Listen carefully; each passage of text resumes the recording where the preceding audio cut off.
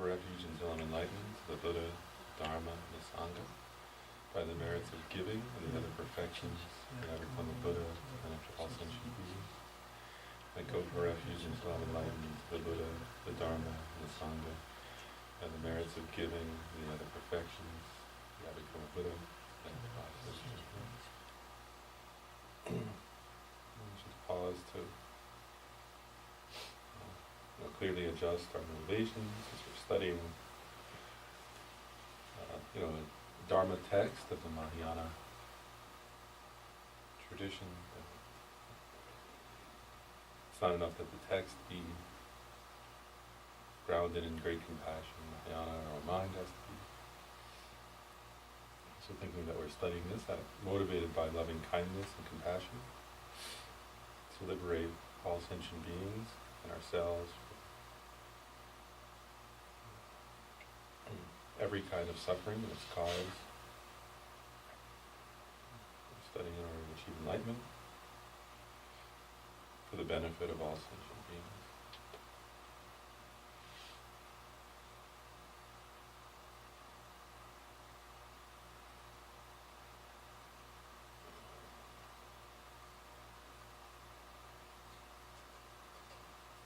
As it relates to this text, we can think that because we ourselves and all sentient beings have Buddha nature, and it's possible for us to become enlightened and to lead others to enlightenment.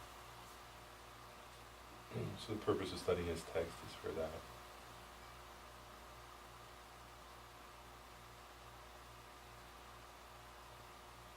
To realize the Dharmadhatu and to lead all beings to realize the Dharmadhatu, the topic of this text.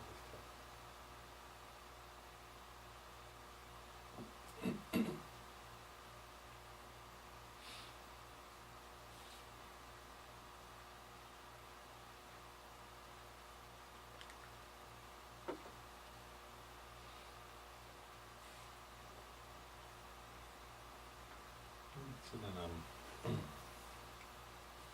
we had agreed last time that we kind of keep going, not over every verse, because Kensho Rinpoche is going to do that, but sort of giving context, because, and as last time we talked about a lot of the material Kensho Rinpoche already covered, but sort of giving that context. Now we're going to also do the coming verses a little more. One thing I couldn't remember though is last time, did we talk briefly about just what the three turnings of the wheel of Dharma? So it's just, since that's mentioned here, it's relevant to the topic, let's briefly mention that. And so, there are many ways in which the Buddha's teachings are categorized, but one is into the three turnings of the wheel, right? And those refer to the first turning of the wheel of Dharma, began at the Buddha's very first discourse, right? And it was the teaching on the Four Noble Truths. Right? So that's the emphasis in the first turning of the wheel of Dharma. Was the Buddha's teaching on the Four Noble Truths, which we've, so the truth of suffering, and there's two sets of two, right? There's the truth of suffering and the origin of suffering, and the truth of cessation of suffering, and the path to cessation of suffering. And one thing that, when they talk about, there are different perspectives in which they talk about these three wheels, but then I'll say that then the second turning of the wheel of Dharma was is the perfection of wisdom sutras. That's the emphasis, and that emphasizes the teaching on emptiness. And so one thing to differentiate, right? There are two different ways of differentiating the three wheels, depending on what perspective you're looking at them from. If you're looking from the middle way school's perspective, or from the perspective of the mind-only school. But anyway, one difference between the first turning of the wheel of Dharma and the second is that the first turning of the wheel of Dharma taught selflessness, right? But it didn't emphasize how all things are empty of inherent existence, right? So in the first turning of the wheel of Dharma, for example, the Buddha taught that there's no permanent, he taught, for example, that there's no permanent, unitary, independent self. But he would talk about, for example, the aggregates. Right? He would say, because if you search the aggregates, you can't find an inherent self in the body, and in the mind. Right? One difference is that in the Perfection of Wisdom Sutras, right, says there is, no form, no feeling, no discrimination, no compositional factors, no consciousness, right? That's an example from. So there, he's emphasizing the emptiness even of the aggregates themselves. So that's the difference between those two. And then in the third turning the wheel of Dharma, there are various topics covered, but you could say that one of the main topics is Buddha nature. And so actually, if you look at this text by Arya Nagarjuna, it sort of encompasses the second. It's a commentary on the second two. Actually, it covers both emptiness from the and the kind of that what's the word? The radical stance of the middle way school that Nagarjuna founded, that all things are empty, but it's also teaching Buddha nature. And some people say that that the middle turning of the wheel, right, that the Heart Sutra comes from, is so radical in its reasoned analysis of all things lacking inherent existence that, in a sense, the Buddha had to give something. What's the word? Had to teach Buddha nature to give people something to. What's the word? It was that some people were afraid. That was actually the way it said. That some people were afraid of the radical nature of the teaching on emptiness, and so then the Buddha taught, also that all beings have Buddha nature. But then what Nagarjuna is pointing out, though, is that Buddha nature itself is the emptiness, right, of the mind. So not to take that as an absolute. We talked about this last time. That I won't emphasize, right? That one thing Nagarjuna is pointing out is yes, the Buddha did that, but don't take Buddha nature as some absolute, right? Because then you're, like, in other words, the main emphasis of the Buddha's teaching is that one of the main emphases is that there's no absolute self. Right? So it would be a mistake, and some Buddhists have made this mistake, right, of then taking Buddha nature as an absolute, which then it becomes a self. Does that make sense? And so we have to be careful not to take Buddha nature. So like, in other words, Buddha went to a lot of effort to refute the idea that we have some kind of absolute, sort of permanent soul self that exists from its own side, exists inherently, and is very. And so it'd be a shame if then we took Buddha nature to be that. So Nagarjuna is being careful here, explaining that we shouldn't take Buddha nature to be that. Okay, well, that's just introduction. And then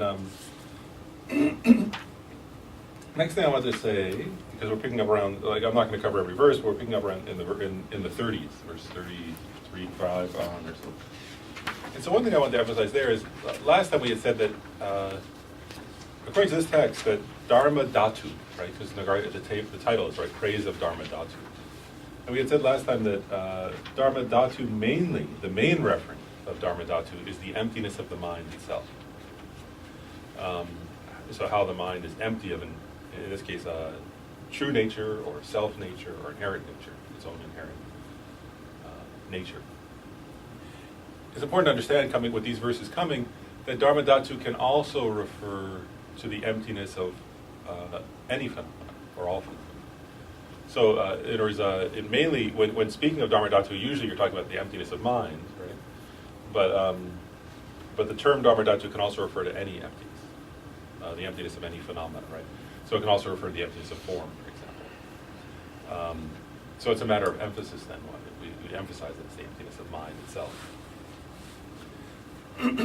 And that's important in a sense because there are a series of verses, a whole bunch of, it's not just one, but it's a whole series. But I'll pick the first one. I'll just look at verse 38 together because it's part of a whole series of them.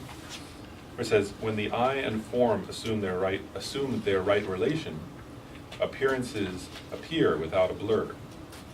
Since these neither arise nor cease, they are Dharmadhatu, though they are imagined to be otherwise." So that's why, and then there's going to be ear and sound and nose and smell. There's a whole series of verses like that. And so the fact that it includes form, right, means that it's not only, for example, right, the form is also Dharmadhatu, he's saying. That means he's referring to the emptiness of form, right? So it's not just the emptiness of mind. It's not exclusively the emptiness of mind. And that we have to know that, or else you can't understand these verses. That's why I'm raising that. And then I thought we should talk a little bit about so the meaning here of the emptiness of form and of I, right? And also how it says, since these neither arise nor cease, right? Now, in one sense, of course, forms do arise, right? So we can say, what does that mean, right? Because, for example, like, if I build something and paint it blue, and then you look and you say, oh, there's a blue box, right? I mean, I'm not going to make a box, I can't make anything, but if Mike were to make a blue box, right? Then somebody were looking at it, they would say, oh, there's a blue box, right? And it arose, right? There was no blue box there before, so you could say, well, of course that arose, and someday it'll cease, right? Because as the Buddha taught, all compounded phenomena are impermanent, right? Whatever comes together eventually falls apart. So it's reasonable to ask, what does it mean, right? Neither arise nor cease. And so what I wanted to get into to look at some of these verses and the ones following are there are different terms and also different reasonings taught by the middle way school in order to understand emptiness, right, which is our topic here. And so I want to explain. So first of all, that first line, when I and form assume their right relation. Right? For that verse, for that part of the verse, which again is going to appear over and over, I wanted to talk about one implicit proof of emptiness that's there, right? And that's you could call it mutual dependence. Right? And so that's like what's there to say that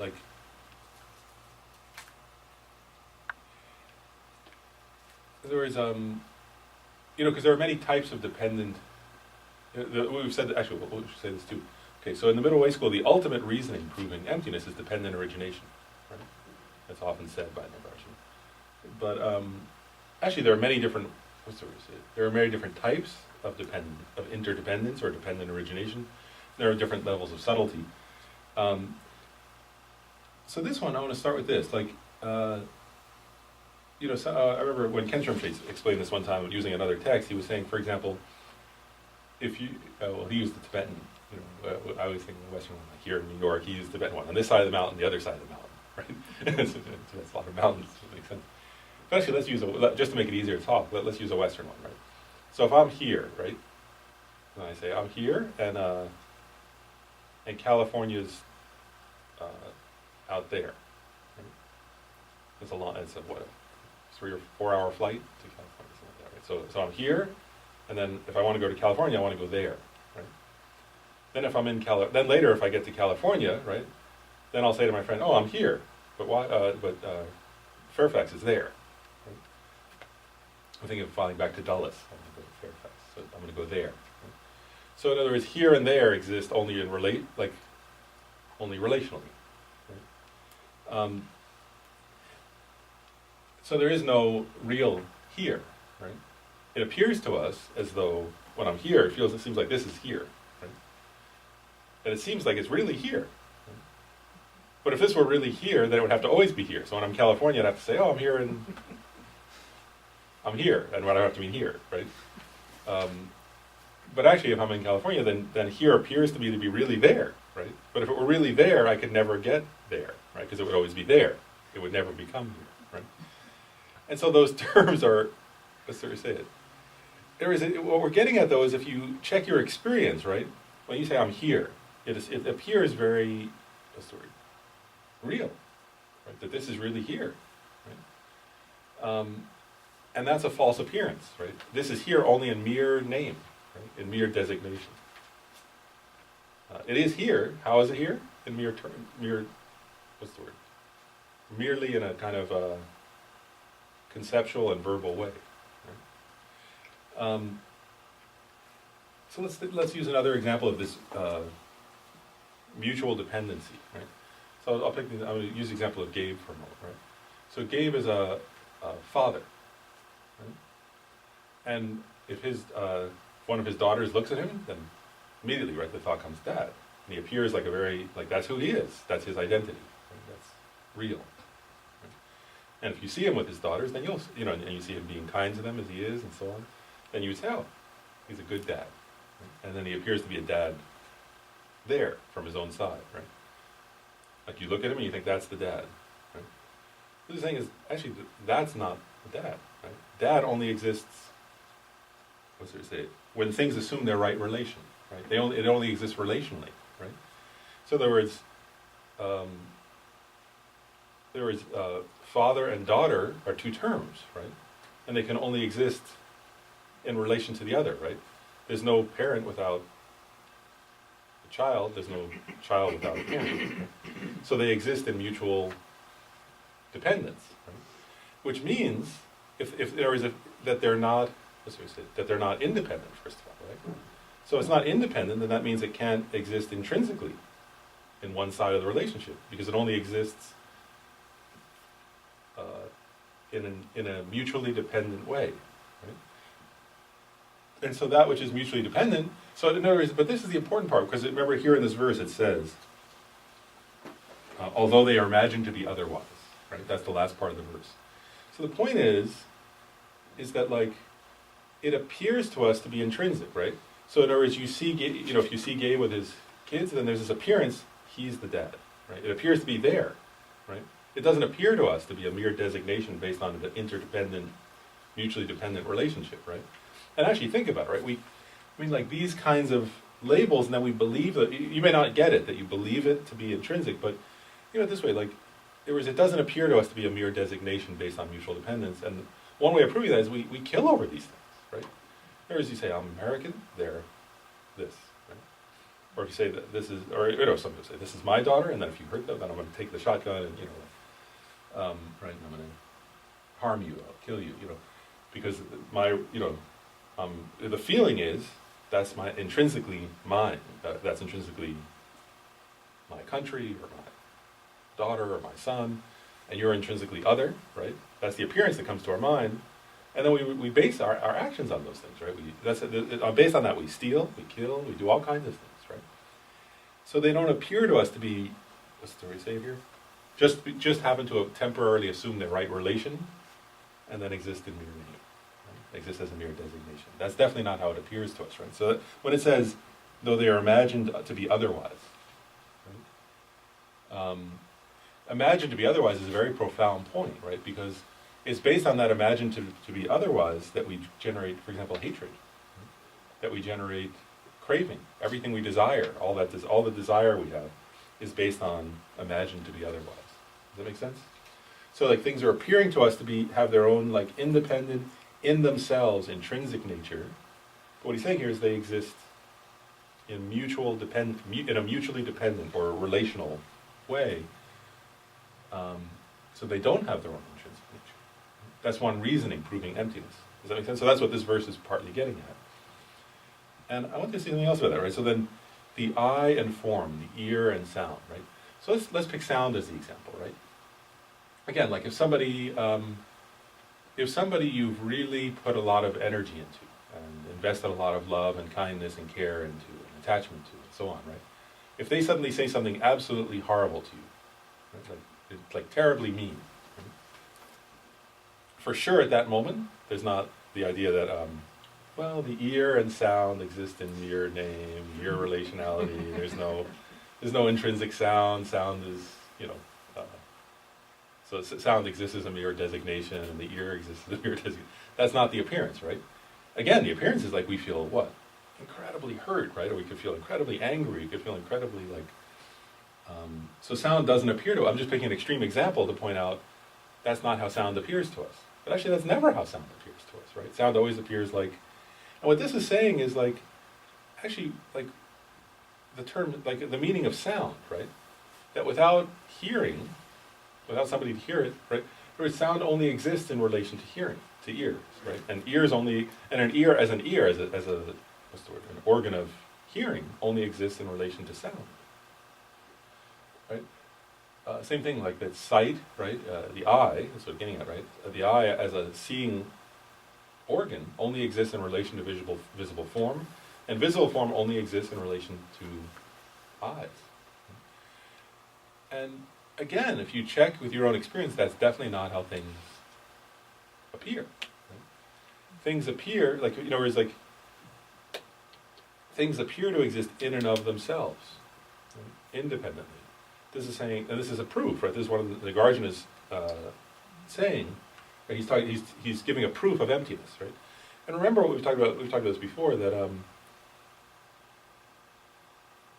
in the tradition of Nagarjuna, right, which is the tradition of the Buddha, actually, right, the only way for somebody who's not realized emptiness to realize emptiness is to begin with study and contemplation, which means reason. Right? So emptiness. So in other words, this is important, right? That Nagarjuna is providing reasonings, proving emptiness here, because that's the only way for him to help us, right, ordinary beings, realize emptiness. Otherwise, he wouldn't bother writing, right? So he's writing this text in part because we misperceive things, and he's trying to provide us the reasonings to use to help us see that we misperceive things, so that eventually we can see emptiness. Okay, so one reasoning, does that make sense? So there's one reasoning you call mutual dependency, right? Here and there, father and daughter, eye and visible form, ear and sound, right? They exist in relationally, right, or in mutual dependence, and therefore they lack any self-nature. Right? So now I want to say about this word, neither arise nor cease, right? So, in other words, what this is getting at is that there's no truly existent, right? There's no self-existent form that ever arose, right? And there's no self-existent I that ever arose. They have the appearance of arising due to causes and conditions, but they don't exist in some intrinsic, like that's what it's saying. It's not saying they didn't arise at all, right? It's not saying that forms have absolutely no existence at all, right? But it's saying they only exist relationally. So that kind of inherent form, that self-existent form, that form that appears to us to exist from its own side, that never arose at all. It never existed, right? Because it was like a hallucination, actually, right? It was a misperception. It was a misapprehension. It was a totally wrong view, actually, a wrong understanding, right? So there's the mere appearance of form does arise due to causes and conditions. That's valid, right? But what's unarisen is, let's call it form that has its own nature. Just picking form. Right? What's unarisen are sounds that have their own nature as sound, right? They only exist relationally, so they lack that. I wanted to share, there's another, I'm not sure Ken Sherwood will actually cover this, we'll get into this, but I thought to briefly say, there's another reasoning proving that Nagarjuna and Chandrakirti teach, right, proving the unarisen. And so I just thought we could mention that briefly here. So that one, and again, I just want to go through, right, there are many, the first Panchen Lama says, Losing Chogi Gyaltsen, he says there are countless reasonings proving emptiness. And that's because, actually in a way that's because we have countless misperceptions not seeing emptiness, right? So it's the way that the Buddha and the teachers are trying to help us, right, to use our reason, right? So another one of unarisen, I just want to give the reason, there's another reasoning related to the unarisen, right? Which means, and again, it's not this is important, right? This is not disproving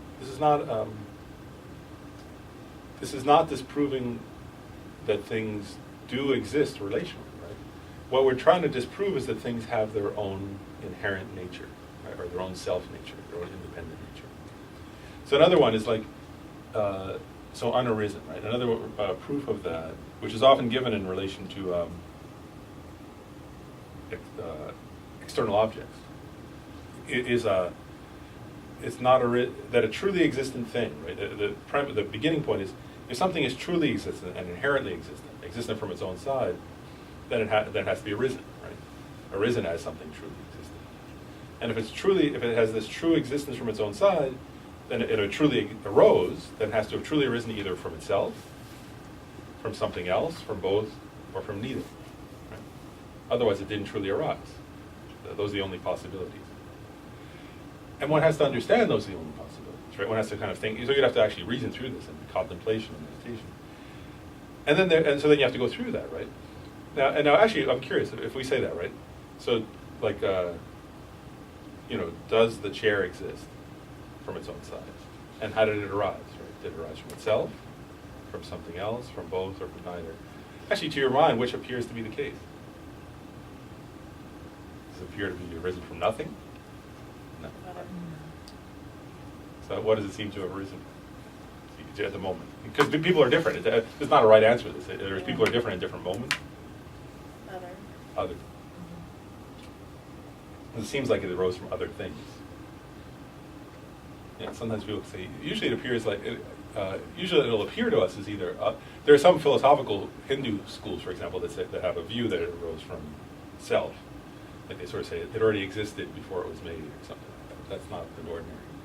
So most people would feel that, most people don't ask the question, but if you start to, then it seems like it arose from other or it arose from both sometimes. It could appear that way.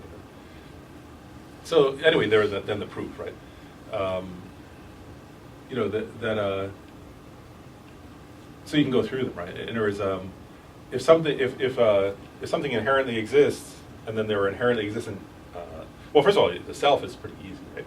There is, you could say, if it already existed, it didn't arise, right? And arising is meaningless for something that already existed. So to say something arose from itself, they have to be identical, right? If it's truly existent, inherently existed, it has to be identical, right?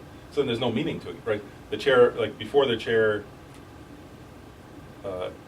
existed, it existed, right? Well, that's a meaningless statement. Right? So it's easy to see that the chair didn't arise from itself because, actually we can trace it back, right? There were parts and they put them together. So then that's when the appearance, well, that it arose from other appears very strongly, right?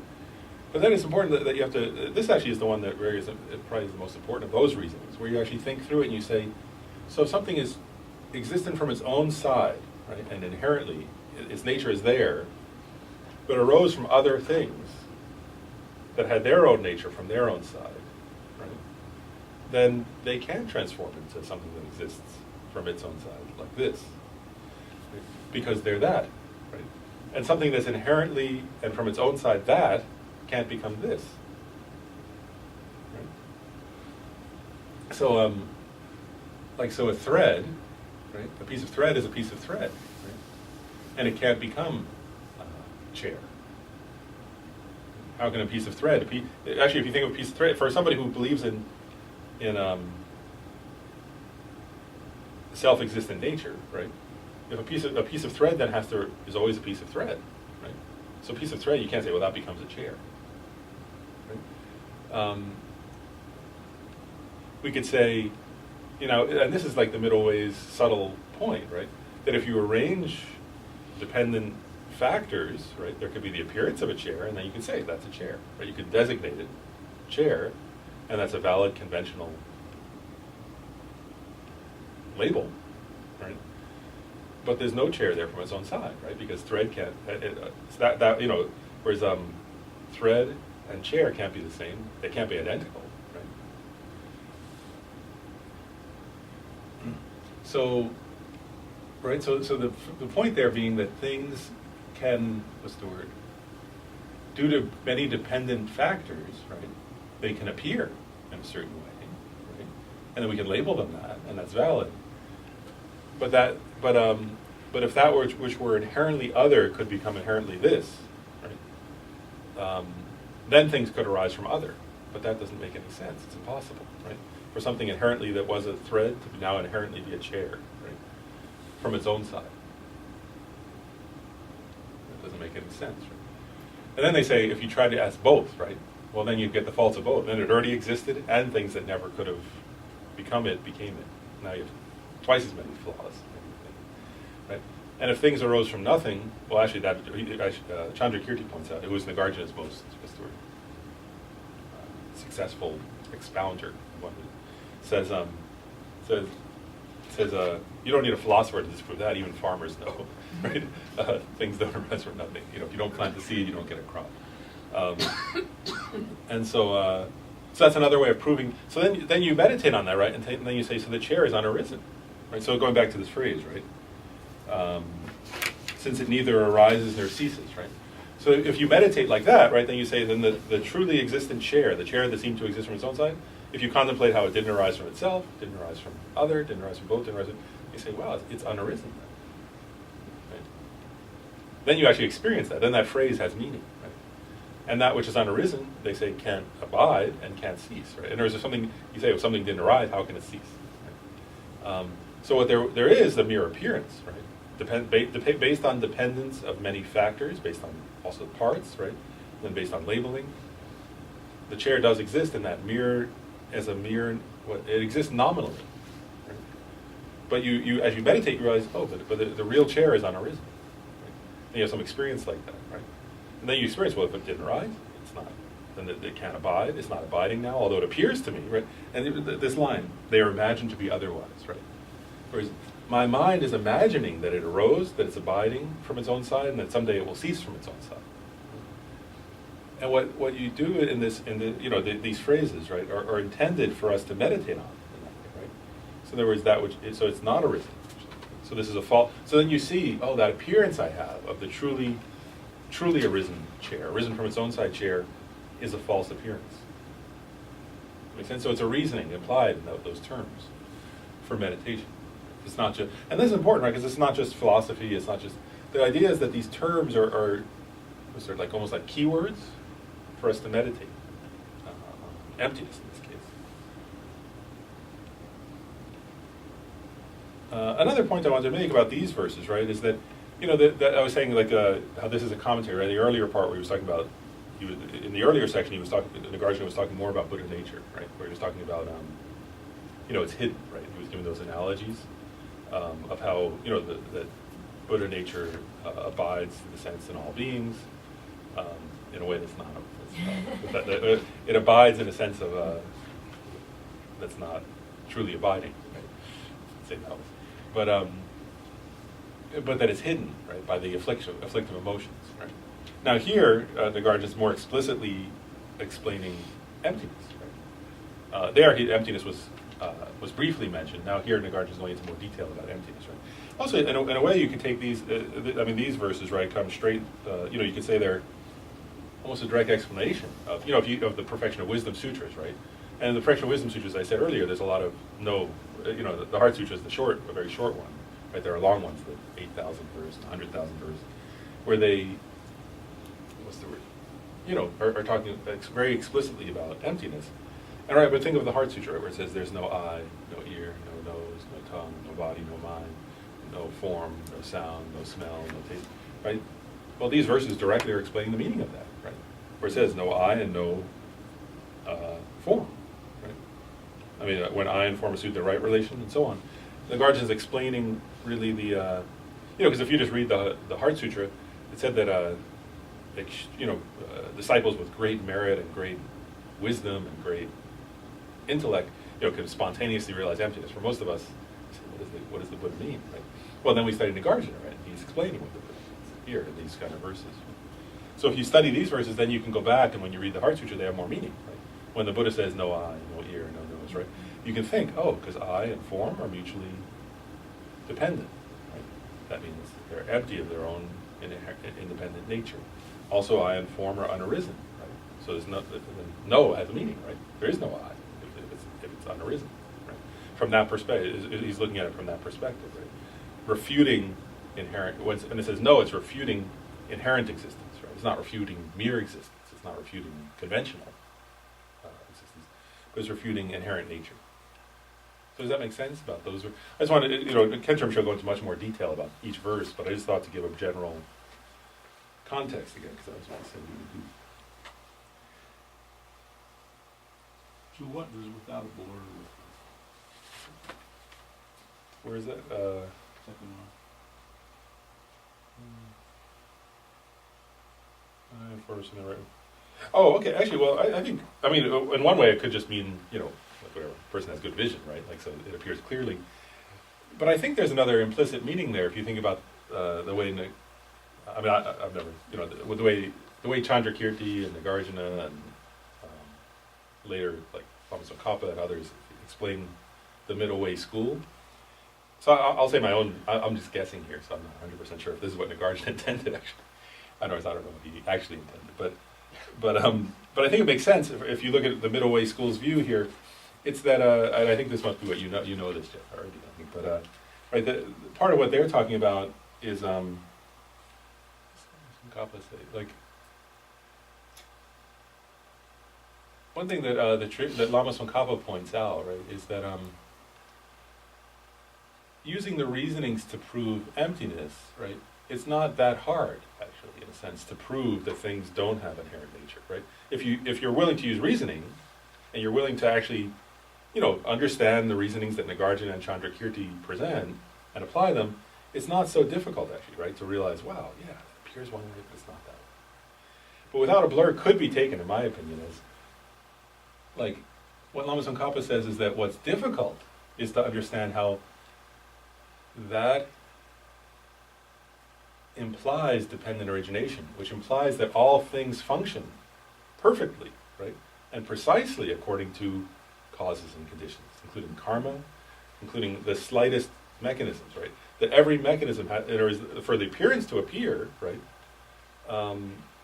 every detail of the causes and conditions must be there, right, and things without causes and conditions don't appear, things with the causes and conditions do appear, and that whole process is actually, it isn't vague, it's very precise, and that what Lama Tsongkhapa says is that what's difficult is to understand how that refutation of true existence implies the perfectly clear and precise functioning of dependent origination, which implies the lack of true nature, which implies dependent dependence, right? And that, so I think that one way of saying without a blur, right, is that this isn't saying, sometimes you say like things appear like a dream, right? But like a dream doesn't mean hazy or fuzzy or imprecise. Like a dream means, a dream horse, we know, right, if you think about it, or when you wake up, you say, oh, I dreamt there was a horse in my house. Wow, there's no horse in my house. Phew, or something like that, right? Like you wake up, and it doesn't exist at all, right? It was just a dream. Right? You say, oh, that was just a dream, it didn't exist. When we say things exist like a dream, it means they have just like a dream horse, that for us when we see, actually in the dream, when you're in a dream and you see a horse in your house, right? The horse seems to appear from its own side, right? You're afraid it'll step on you, right, or something. Then when you wake up, you say, oh, that dream, you look in the same spot in your house, you say, there's no horse there. Right? Shoot. If you thought it was going to step on you. If you like horses in your house, then you would say, oh, no, darn, there's no horse in there. But anyway, when we say like a dream, right, it means that if you go to the horse farm, and you see a horse, right, that horse appears to you to have the nature of horse from its own side. And just like a dream horse, it lacks that. It doesn't have that at all.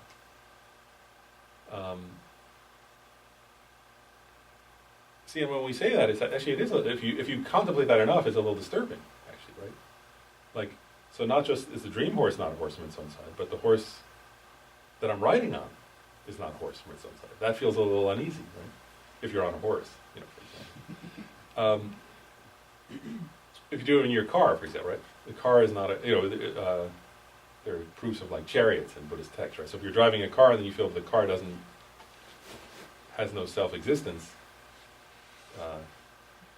then it could be like an uneasy feeling, right? But the idea is this, is that what's difficult is to understand that that's true, actually, right? The car isn't a car from its own side. And that's why it functions perfectly as a car.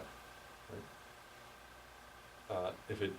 That's the exact reason why it can function well as a car, why you can drive it. Right? And therefore that, again, proves its lack of true nature. So that's quite difficult. So I think one way of taking without a blur could mean implying that, right? That this doesn't mean, one way it could just mean like, it appears clearly your eye consciousness or something. But another way of taking that is that when the causes and conditions are there, then it will appear. Right? Even if you don't want it to, right? Like diseases, for example, right? There's like, those are, nobody wants certain appearances, right? But if the causes and conditions come together, right, then the disease appears. Right?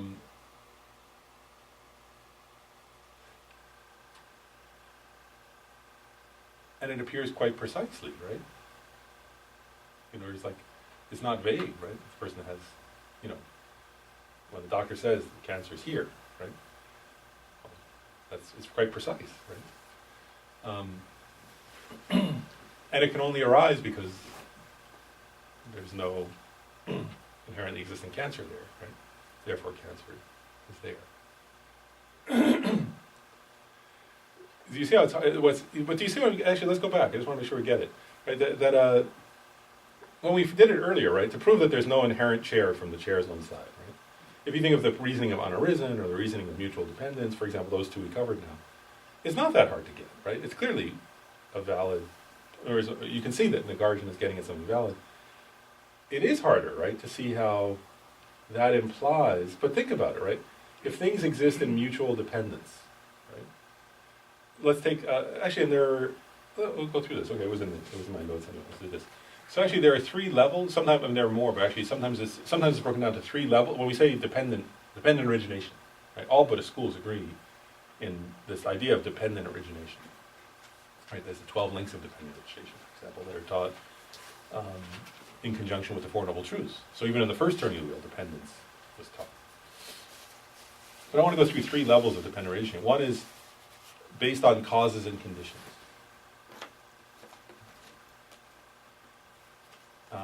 That's the grossest of the three. You know, so that means like chairs don't appear in space, right? Like if you're in outer space and there's nothing there, and then poof, suddenly the chair appears, right? That's not how they arise, right? They arise due to causes and conditions. Second one is dependence upon parts. Right? So a chair, only, you know, there was like if all you had was a back, right? If somehow, like, what would people do that? If you broke the back off the chair and you had that laying in a heap in a garbage area, right? So it was just like that rectangle. Right? And then somebody said, "Is that a chair?" I said, "No. Like, I'm not going to sit on it." Here's something. But when you assemble the parts in a certain way, right, then the chair exists in dependence upon its parts. And then there's a third level of dependence, which is unique to this kind of dependent origination is uniquely taught in the middle way school, actually in the Prasamika subset of that, right, is dependence upon mere label, or mere designation, or mere nominal dependence. And so that's the subtlest of them, right? But also, let's think about it. Actually, it's interesting. It's not usually explained this way, but actually it's true, right? That, well, actually, I mean, you usually don't use these terms, but actually it's true. And so the nominal dependence is also dependent, right? Whereas if I say, "Oh, here's a chair," right? Well, there aren't the parts of a chair there, so that's not a reasonable or valid way of labeling. Like, I can't say that's a chair, right? But I can validly say that's a chair. Right? So, like, even nominal existence, right, is dependent upon the parts. Right? So based on the parts of a chair appearing there, I can say I can reasonably, on a conventional discussion, say that's a chair. Right? So, what's important is, like, so I just want to say this. So, okay, so what's important here is this, is that, you know, like, so they give the example of the horns of a rabbit, right, as something that's a traditional Buddhist example of something that just doesn't exist, right? Rabbits don't have horns. And so, so there's a difference, clearly, right, between the chair and the horns of a rabbit.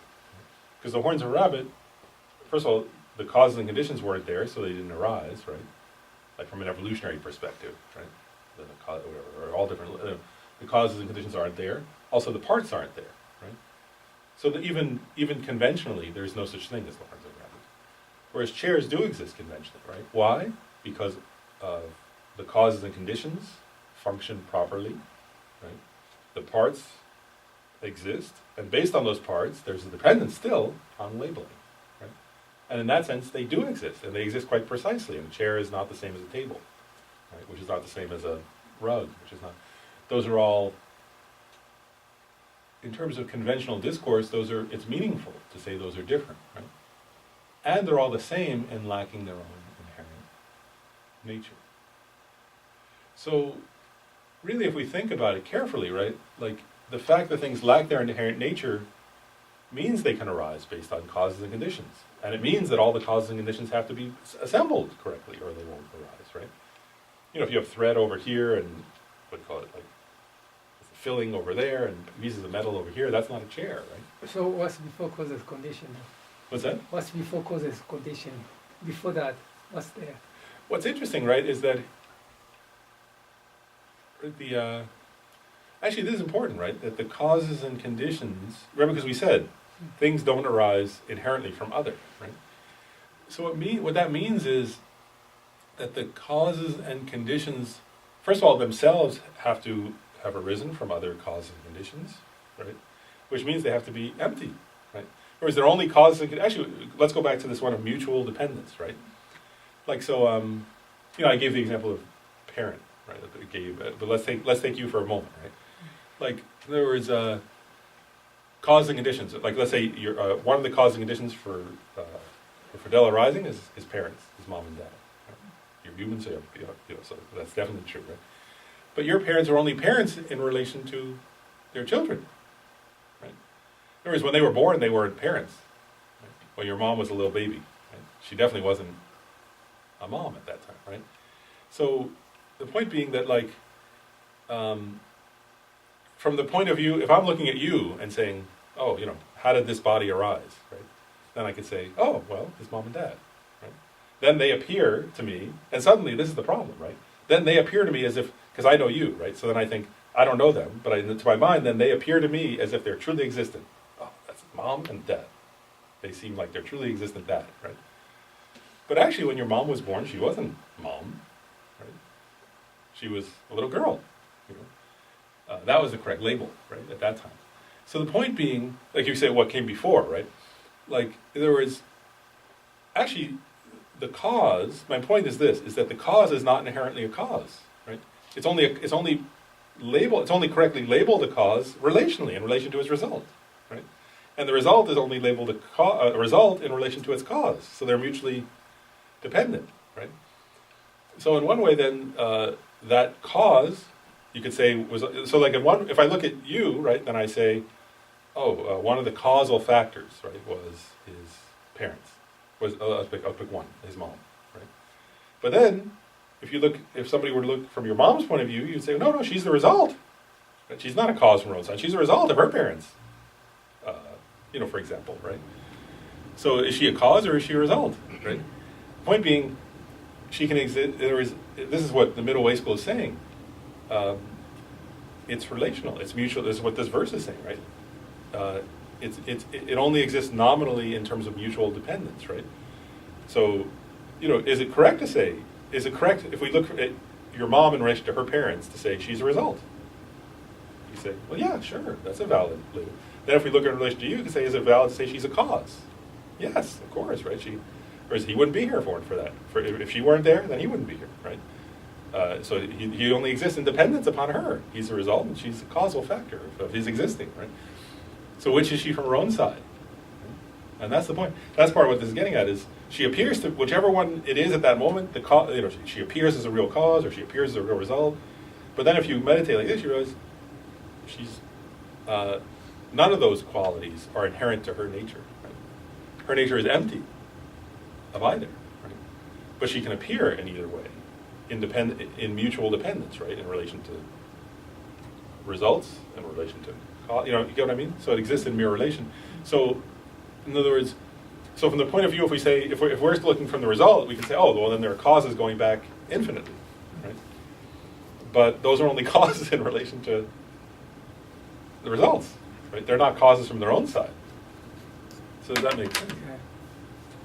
Right, like if you look at a star, right, it doesn't appear, you would say, well, that's a star, right? It appears from a star. Then later, if somebody says to you, oh, well, the matter in your body is the result of supernova that exploded, right? So then, like, when you're looking at a star, you don't think that's a cause of a person's body, right? You say, no, it's a star, right? But then if like you study some science thing, you say, oh, no, it's a cause, yeah, these atoms came from that, right? So from one point of view, you say that's, like, but it's all, in each moment, the problem is this, is that in each moment, like, and this is why we're so, this is ignorance actually, right? This is like a deep problem in terms of why we're not enlightened, is that as soon as I say star, right, to our minds, there appears, oh, that's a star from its own side. It's inherent, it's real star, right? And that's the appearance. Then as soon as you say, no, but there were supernova, and that's where the atoms in your body came, then you say, oh, wow, these atoms came from that. Then there's no appearance of inherently existent. Now there's an inherently existent appearance of, wow, matter is like that, right? And then that appears to exist from its own side, unrelated to, and like, that's the problem, is that we always are doing that. We're always like, when we're just like reifying things. And they're always appearing to us to be, have their own nature as what they appear to us to be, right? That's what we say, that's one way of saying it, right? They seem to have their own nature as that, right? So a star seems to have its own nature as star from its own side. Then matter seems to have, like its own nature here from its own side, that doesn't appear to be related to, you know what I mean? Like, or again, like you see the person, you see a little girl, and you say, oh, that's a little girl, right? And then like when you see mother, oh, that appears to the mother, right? Whatever appears to your mind seems to have a nature right there from its own side, that, like, as that. And we don't see it as mere designation. So I mean, like, that lacks that inherent nature that we're, what's the word here? Imagine. So it says imagine to be otherwise. But imagined is very powerful, actually. This is not just imagine like, oh, how nice it would be to have a, whatever, mango today or something. This is like imagine like where our mind is imagining that something's there that's not, and based on that we kill each other. So that's important. It's actually that imagined is the cause of all samsara. Right? The entire samsara is based on that we believe. That's the problem. Actually, it's not that just that we imagine; it's that we believe that imagine. And based on that belief, we kill people, and we steal from them, and we spend eternity like craving after stuff craving after things that don't even exist from their own side. Right? So that's the cause of samsara. Then. But does that answer? Yeah. Yeah. Before we go on, other comments or questions? Explain to me again how the horns of a rabbit don't exist. Actually, what's interesting is that each, like I was thinking this sometimes, that like different Buddhist schools would explain that differently. Actually, different. I mean, tenet system. Like, if you look at it from the different tenet systems, then they would say it differently, right? Like, if you think for example, I'm going to go off on a little bit of a tangent, just for a moment. I'll get right to the question. The question is off on a tangent. But like, take a Vaibhashika, right? Like a Vaibhashika, which is the lowest of the tenet systems, and if you look at them hierarchically, they believe in like truly existent, inherent existent, real atoms, right? Partless particles.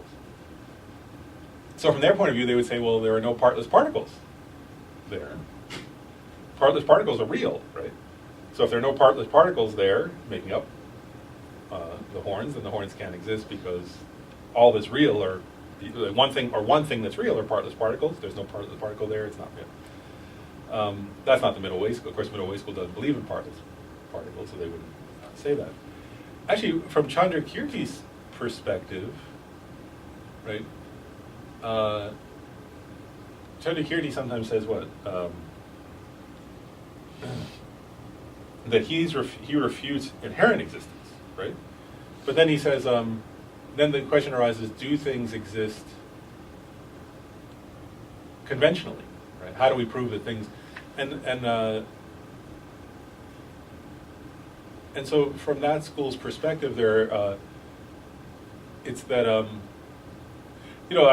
like take the example of a person who in the let's say it was like dark out, right? It was dusk, and you saw somebody had never seen a rabbit before, and they saw a rabbit, and the big ears were up, and it appeared like horns to them, right? And they said, "Oh, there's a little creature with horns," right? So they would have so they would say, oh, I saw this, they would come in and say, I saw this this little tiny creature in your yard and had big horns. The horns were almost as big as the creature itself, very strange looking. But so from Chandrakiri's point of view, there is, or from that school's point of view, the reason why that those don't exist is that either the other person will say, those were ears, you know, and then they might show them a picture of one, right? Or they go out in the next morning and in the clear light, right, and like when the sun has risen, they see, oh yeah, cute little floppy ears. It's not horns, right? So it's that it's later refuted by another valid conventional, not another. It's later refuted either by somebody else's testimony, correct testimony, by reasoning, or by like your own later correct. So we all agree Perception. there's a physical chair sitting here, right? And we all agree there's no physical rabbit with horns. But the thought, to me, where I lose this is the thought of a rabbit with horns is a valid, in other words, it exists at the same level of, As a thought. it's a thought. Okay? So it is something. Yeah, no, that's fair. But that's different. Like, so those are two different things, though, right? If you say, does a person have a person have a thought that, and imagine, did a person draw a picture even, let's say, of a rabbit with horns? Well, that's possible. You can say yes. Maybe if somebody did that, right? So the difference is the physicality. I guess the difference is really the difference is this: is if somebody says, let's say I draw a picture of a rabbit with horns, and then I say to somebody else, I drew a picture of a rabbit with horns, right? And they say, they may doubt that, but if I show it to them, then there will be agreement, right? So there won't be a subsequent perception that was incorrect. Because you drew. Because I did draw one, right? Or I thought of one. If I say I'm thinking of one and you believe I'm not lying, then we agree on that. Right? The issue would be that if I said I saw one, right, in my yard yesterday, and then we went out and checked the next morning, and so that there would be this subsequent realization that was a misperception, right? So that's the only difference, I think, is there a subsequent conventionally valid perception that contradicts that earlier one. Okay, so that leads me to my earlier question.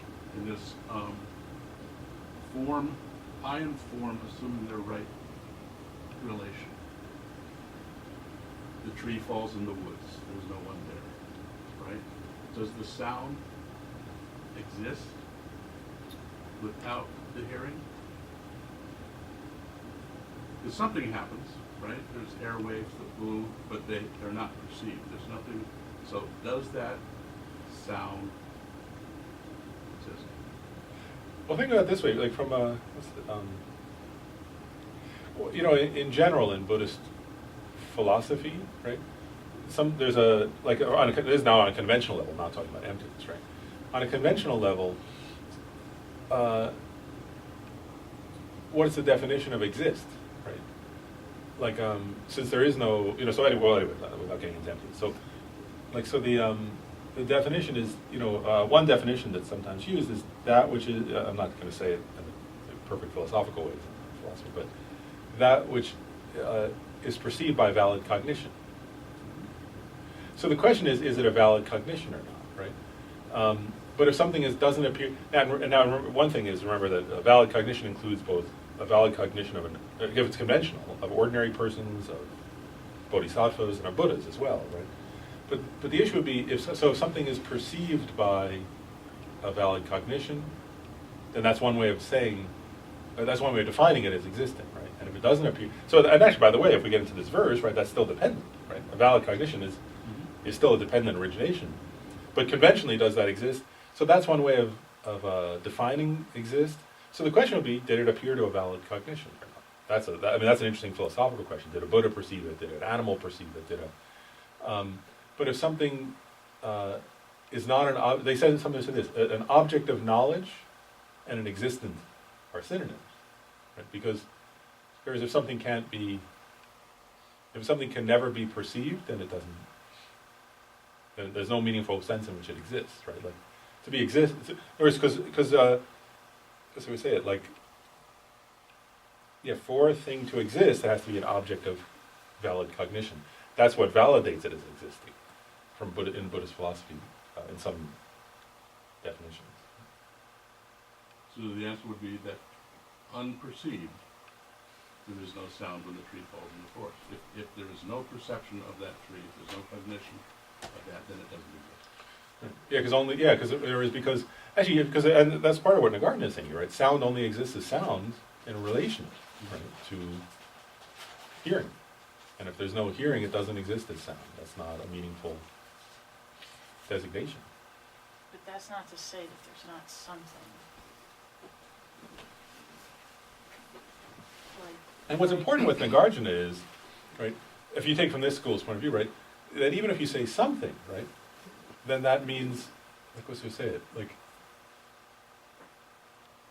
then there's a perceiver, right, like, then there's somebody saying something, right, or is that there's not, or is if I say there's something existing from its own side, right, first of all, actually, what that is, right, is, again, it's relational, right? It's me saying there's something existing from its own. But apart from the ears, if the tree falls, there are waves that are created in the air, right? It has nothing to do with the ears. There's something physically that happens. And what you're still saying is that it's not perceived, doesn't exist. If it's not perceived as sound, right, then No. it doesn't exist as sound. I took it back one level. So there are waves, there are wave currents. Right, and now think about that though, I mean, if we're just discussing it, right? So when you say there are wave currents, right? Like, actually what's interesting if you pause for a moment, right, is now that, because I think the same thing sometimes, right? At that moment, now I have my mind, right, based on having taken some basic science classes in high school or something,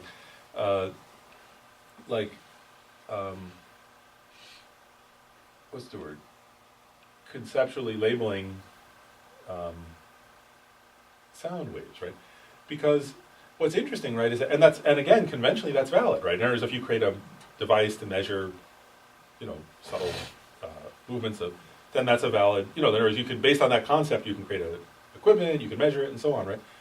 But again, like if you look back to this issue of, that's valid, or that's a valid conventional, but that's a cognition at that point, right? That's dependent again on many factors, right? I mean, actually, even the concept of a wave, right? Like there is a valid, if we watch the ocean, that's a valid. From my point of view, if I'm watching a wave, or if I'm listening to something, let's say even using a machine to listen to sound, either one, right? Then there's a valid relational existence. But actually, if you stop and you say from the point of view, if you look at like one particle, right, like one oxygen molecule, that went like this. Is that a wave or not a wave, right? Like one oxygen molecule, or one, that went like that, or one nitrogen molecule that went like that, or whatever. Is that a wave or is that not a wave, right? Like, it's only a wave relational, right? It's not a wave from its own side. It's a wave dependent on many factors, right? And from, whatever. So like, in other words, if you were only looking from the perspective of one molecule, then you can't say there was a wave. You can say there was this movement or something. I don't know if you were going to just look. And if all you were observing was that, then you would say there was a movement downward or something in relation. And again, down is always relational and so on. So my point is that it's still relational and dependent on. It's still dependent, but there does have. But anyway, go back. That's not really answering your question. Your question is just that that it is that it does have to be relational and without the cognition, it doesn't exist for the purpose of this analysis. Yeah. Well, actually, let's relate that to another, because I want to make sure we cover a couple other things. So let's relate that to another point, because I think it relates anyway. There's another. I wonder what verse it was.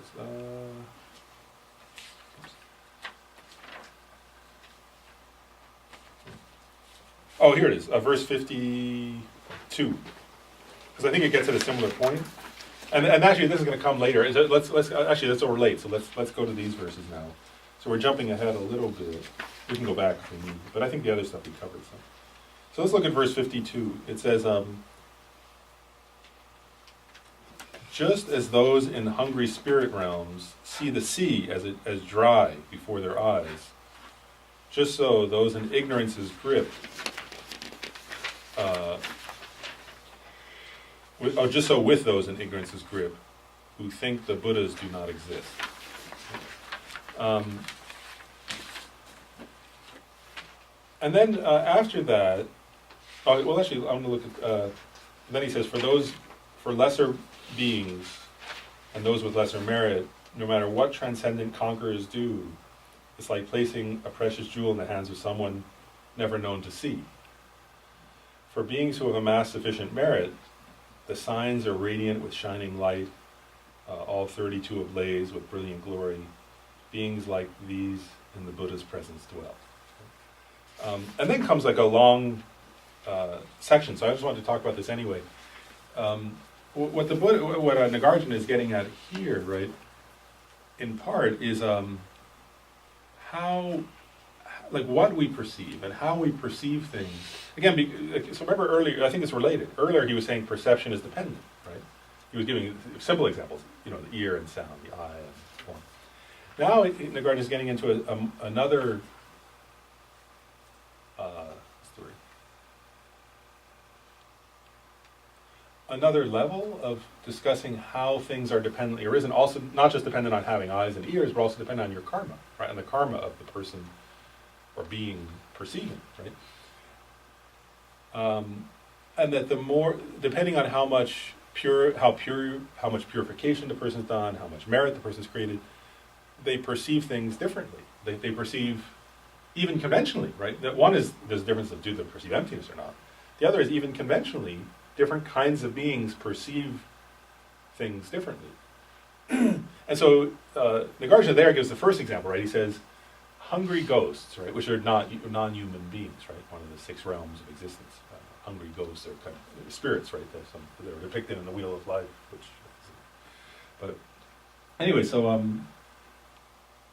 says, right, that where a human being would see a lake or an ocean, a hungry ghost sees a desert, right? And there's that relates, right? There's a traditional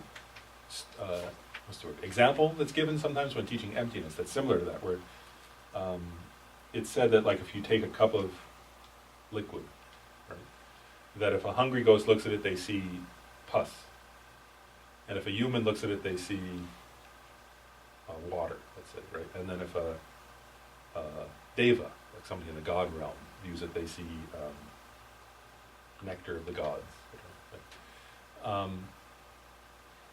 And that's dependent upon their different karmic tendencies. Right? That's and one thing. So that sometimes is used as a proof, as an example of emptiness, right? Like there's this, it's not pus from its own side, it's not water from its own side, it's not nectar from its own side. It exists relationally. But actually, and I'll make a comment too. Like, I mean, this you don't need to believe in. I mean, as Buddhists believe in other realms, right? But all you have to do is look at animal realm, right? Like, in other words, things that like what's it we say? Like something that we look at and see as like poop, right? Then there are creatures who are like they look at that and say food, right? And they want to eat it, right? They go directly towards it, and for them that appears as food, right? And to us it appears as like something aversive. And both of us have that appearance as if it appears from its own side, right? There is especially like a very smelly poop, right? Like, there's a thing about how that appears to you, especially if it smells very bad, and it's like, right? Like you go, like you have this, so it definitely has this very strong appearance from its own side, right? As being, and if somebody says, oh, you've got to clean that up, then it'll appear very strongly, right, to you, as like aversive from its own side, right? And then there are other, like, let's say like a horsefly, or even certain animals, right? That they'll like look at that, and then like it appears as very desirable to them. Right? Something to be like that they want to go towards and eat. Right? Many insects, for example, have that appearance of that, right?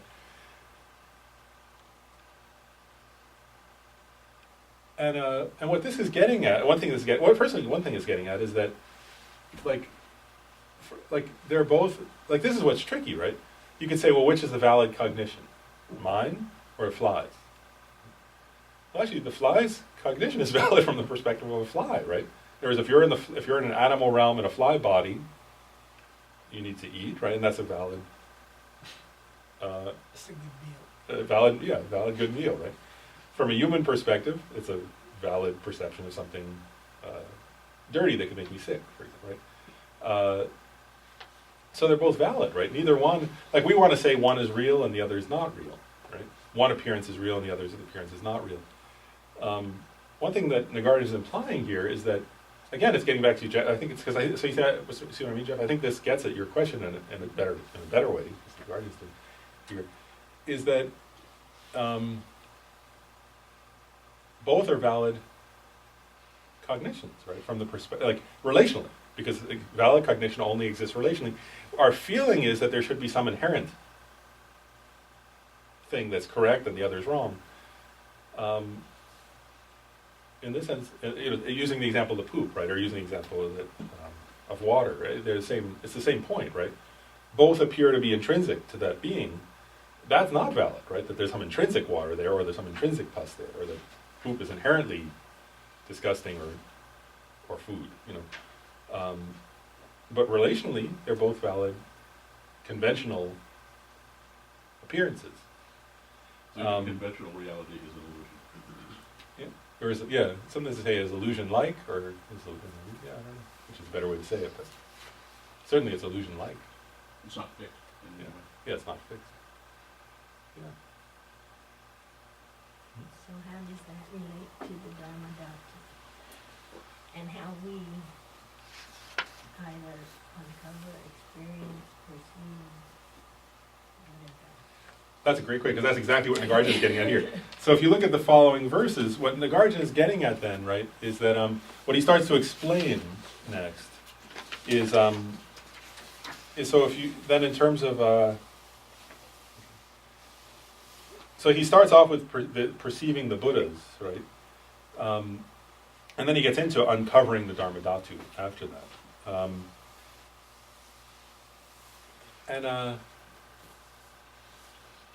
First I'll say one more brief thing about conventional appearance, and then I'll talk directly about Dharmadhatu.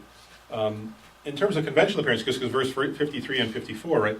Part of what he's getting at there, just so people know, right, because again, giving context for Khyentse Rinpoche's teaching, is that like one essential Buddhist, Mahayana Buddhist doctrine, right, is that the Buddhas always manifest, right? This is not the Dharmakaya. I'm talking about like the Dharmakaya also doesn't disappear, but we went through the Kayas last time, right? So the Nirmanakaya and the Sambhogakaya, that Buddhas are continually manifesting, and he's getting into that here where he talks about Akanishta, Pure Land, for example, right? The mighty Lord, in verse 57, magnificent abode and the beautiful domain of Akanishta. Anyway, so he's giving examples of how the Buddhas continually manifest those different kayas, right? The Sambhogakaya, the Nirmanakaya. And one thing that Nagarjuna is saying here is that our ability to perceive the Buddha's activity, to perceive the Buddha's forms, and to benefit from those forms is dependent upon our karma, right? And he's saying that beings who have very poor karma, even if the Buddha's right in front of them, don't see anything, right? And there's many examples of that even in Buddhist stories, right? Where Buddha enlightened beings appeared to somebody and they either didn't see anything or they saw, like Maitreya was there and Asanga saw initially a dog, right? Or Tilopa was there and Naropa originally saw like a fish eating, or like a homeless person eating raw fish or something like. So one is like your ability to perceive, even conventionally, the appearance of the Nirmanakaya and Sambhogakaya is dependent upon your own karma, right? And the purer your karma gets, the more easily you perceive that. And that's said to be very true, right? Like they talk about how beings like Arya Bodhisattvas can actually, that's who, they see a statue of the Buddha and it talks to them, right? And even in space, they can see Buddhas appearing and giving them advice or something like that. Where for ordinary beings, you don't see that. And again, it's like, just to go back, it's like the, is there a Buddha there or not? Well, is the poop, to me it appears as air, to somebody else it appears as a Buddha. They're both valid, what's the word? Conventionally, right? I breathed, so there was air, and then conventionally they had the experience of an enlightened being, so that's that. But now, what happens from verse, where is it? here it picks up. I guess it's a little later, but anyway, what Nagarjuna's is getting at here, right, in terms of the Dharmadhatu, right, which is the emptiness, right, but also what's the way to say that the full potential of your the Buddha nature, right, is that. So to what extent can we perceive that, or how, there was that question. And at one point, I'm just trying to see where that starts.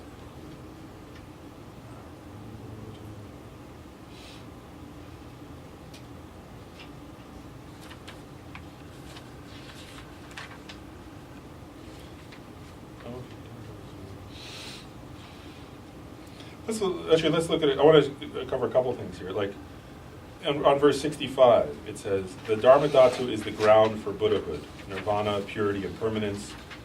The immature impute the two kinds of self, and yogis and yoginis abide without these two." And then he goes into the 6 perfections and the 10 grounds, the 10 bhumis after that, in the verses following that. But so part of what Nagarjuna is saying here is that, remember last time we talked about this, so that there are like, the Dharmadhatu, the Buddha nature, right, has 2 aspects. There's there's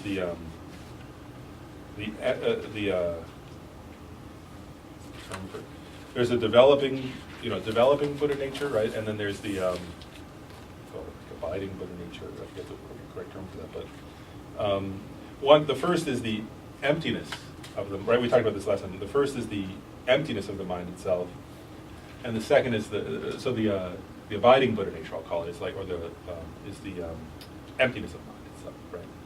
And then there's the developing Buddha nature, which is the clarity of mind, which in this explanation becomes remember we talked about this last time, becomes the form bodies of the Buddha, whereas the emptiness of the mind, when one is a Buddha, is labeled the svabhava kakaya, right, the nature body of Buddha. So one thing that Nagarjuna is talking about here, first he talks about, I think this is significant, right? First Nagarjuna talks about conventionally how things appear, right? If you can perceive Buddhas or not, and how an ocean appears. But then what he's really getting at is your question, which is, so how does that relate to Buddha nature, or to Dharmadhatu?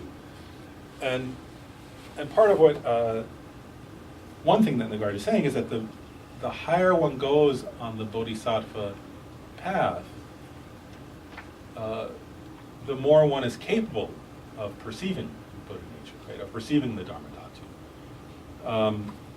And so, I remember earlier there was that analogy. I don't know if you remember, but there was an analogy of a lamp, right? A light inside of covered over by like a vase, let's say, right? And that for non-aryas, right, for ordinary beings, it's like the light is completely covered, right? So, in other words, do we have those 2 Buddha natures as potentials? Yes, right. But for us, if we're not yet an Arya Bodhisattva, for example, right, that we're in darkness. We never perceive things correctly, right? So we're in darkness. And then he gives the example of like that on the bhumis, right? It's like you're poking holes in that vase, so more and more light, first one beam of light starts to show out, then more beams, and so on. And then finally, when you're a Buddha, the entire vase has been destroyed, and there's only light shining in all directions. And so here he kind of goes through that, and so he talks about how, right, so it's mainly through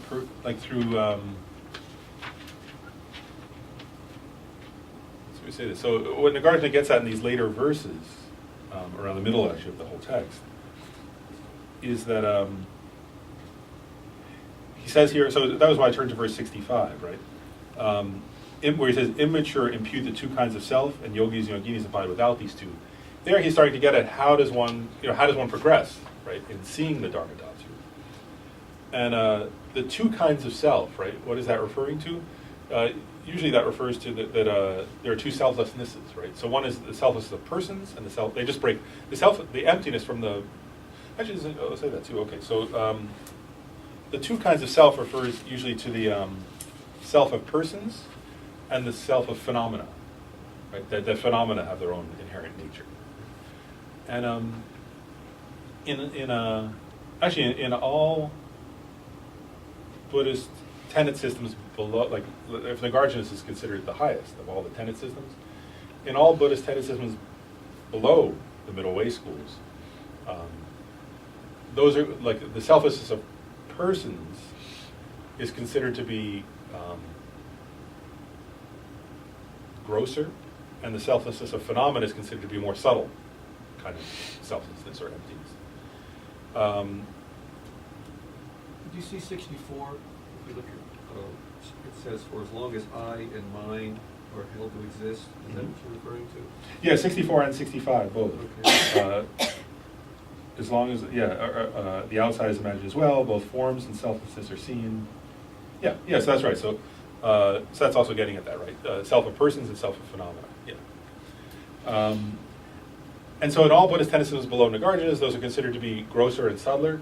In the middle way, particularly in the Prasangika middle way school, they're considered to be emptiness is emptiness. There's no difference of subtlety between the selflessness of person and the selflessness of phenomena.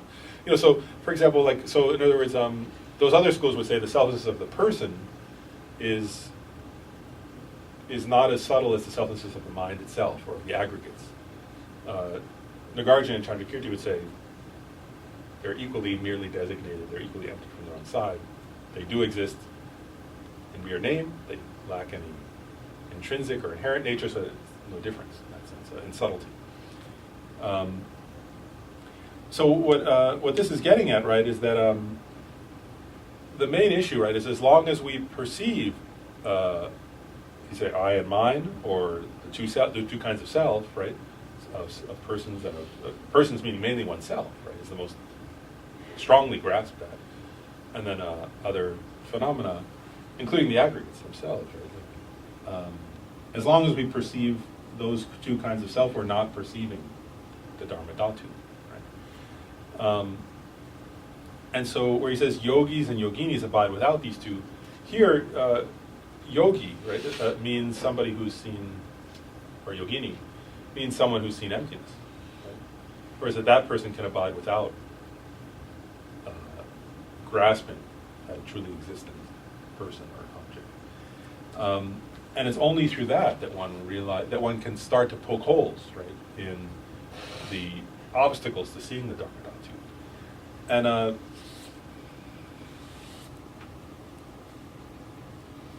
And then next, Nagarjuna describes the practices of bodhisattvas, right? In other words, if we want to purify the obstacles to seeing emptiness, and also if we want to develop, right, the developing Buddha nature, if we want to develop the good qualities, like of love, compassion, skillful means, and so on, right, then he's saying we need a few things. One is, down below, he says, you need bodhicitta, is one, right? And he gives an interesting, in terms of how to realize, he's saying that we need to practice method and wisdom in combination in order to progress through the path to fully awaken our Buddha nature, right? And one thing he says, remember, and this gets again at the question Jeff was asking, but also at that earlier point that I was saying about, where I was being a little speculative about what means that appears without, it was a blurriness or something. But here, Nagarjuna is much more explicit at this point, right? In verse, there are a few verses that get at the same point here, but I'll take verse 70 as the example. One who throws away the seed of sugarcane but wants to taste the sweetness its fruit yields will, without the seed, have no sugar at all. Right? Now, what the analogy in this verse is that the seed is bodhicitta, right? The bodhicitta motivation, the aspiration to achieve Buddhahood for the welfare of all sentient beings. Right? So he's saying if you want to taste the sweetness of the Dharmadhatu, but you give up bodhicitta motivation, you're not even going to have the slightest flavor of the Dharma, right? You're not going to get that taste. Right? And this gets at, right, this earlier point that we were getting at, that everything is dependent, right? So that means the ability to perceive the Dharmadhatu, right, is also dependent. right, on causes and conditions. And he's saying here, right, one of the main causes of progressing in our realization of the Dharmadhatu is committing ourselves to the bodhisattva path. Right? So in the verse before that, he says, "Do not commit yourself to bodhicitta. There are some who speak such dire words." Right? So he's saying that they're dire because if you want to perceive the Dharmadhatu, one of the biggest mistakes you can make is to give up bodhicitta. Then he says, when someone values the seeds from sugarcane, maintains them well, and makes them grow, a crop of the sweetest sugar can be harvested. And just as what has come about like this, through valuing bodhicitta fully, maintaining it, and working with it well, the arhats and prajeka Buddhas arise, and so the perfectly enlightened Buddhas. And then he gives other examples of seeds, right? So this is really getting in part at the developing Buddha nature, right? That if we want to nurture that developing Buddha nature, right, and bring it to its fruition, the main seed actually of that is bodhicitta motivation, right? And that's why he says, right, there will be no sugar cane at all without this. So that in terms of developing that developing Buddha nature, causing that to increase, bodhicitta is the main factor. And then he even goes so far as to say, right, that even the arhats and prajeka Buddhas, right, who themselves don't generate bodhicitta, only arise because of somebody else is generating bodhicitta, right? Because they arise due to the teachings of the Buddhas only arise because of having generated bodhicitta. So even without bodhicitta, even the prajeka Buddhas and the arhats don't arise because they're dependent upon, like all the arhats who achieved enlightenment under the Buddha's time period on this earth and after, right? All of that arose because of the bodhicitta of the Buddha, right? So in that sense, all those results come about from bodhicitta. And then he also mentions the 6 perfections, right? And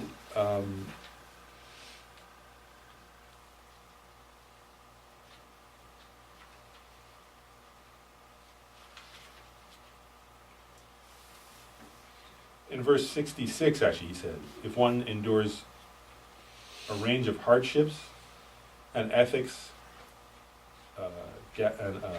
gathers in the benefit of beings, through patience one performs good of all, these 3 will cause the potential to unfold, right?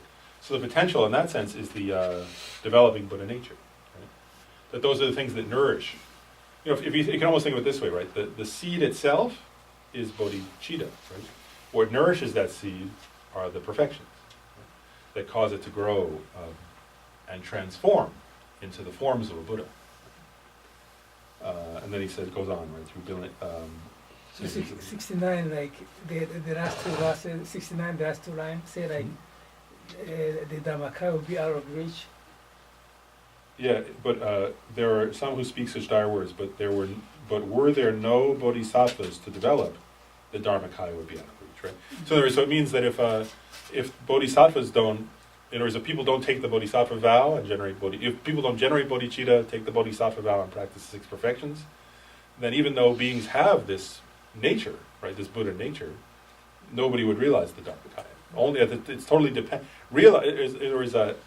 emptiness exists regardless, right? Things are empty, but to realize the Dharmakaya is totally dependent on bodhicitta.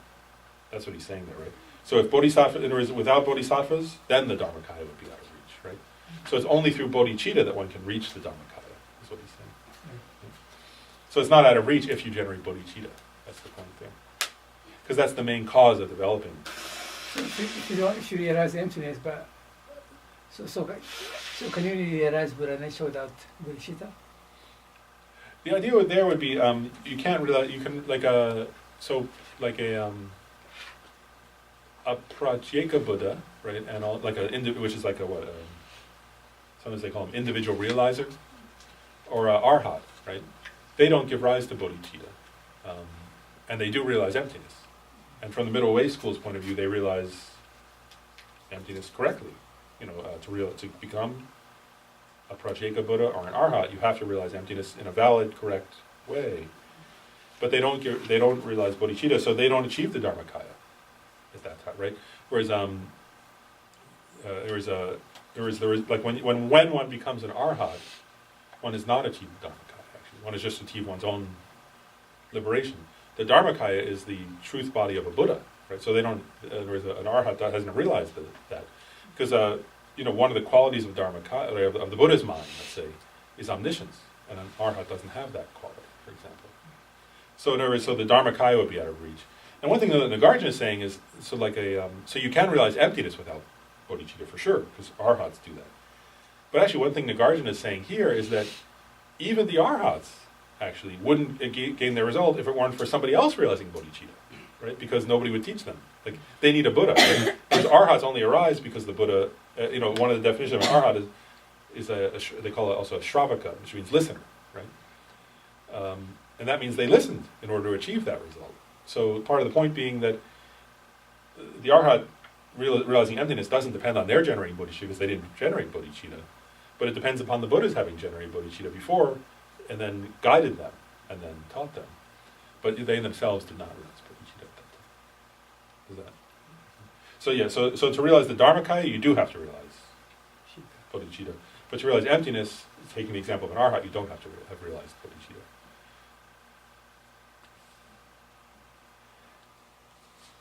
And That's the nirvana versus enlightenment. yeah, individual, because sometimes they call it individual nirvana or something like that.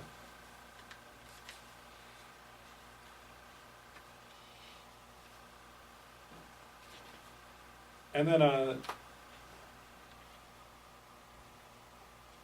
now this, I think, I want to make sure we got to this, just because I think it directly answers that question.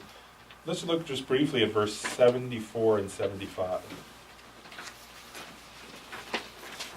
This will be the last series of verses. It says, just as on the 14th day of waning, the moon is barely visible at all.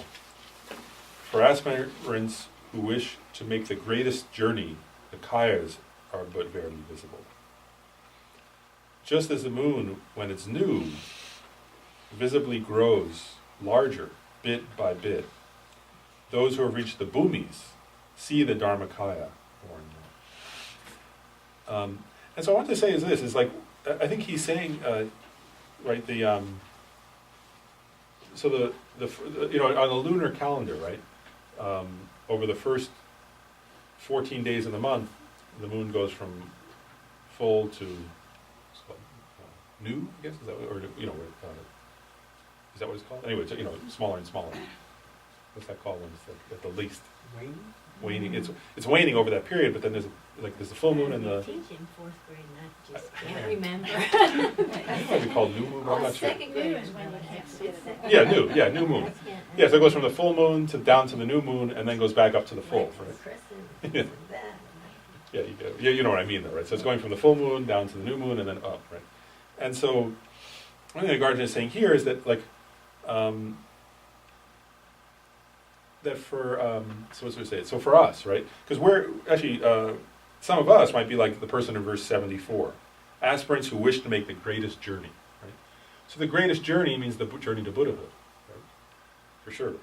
But for us, the kayas are but barely visible, right?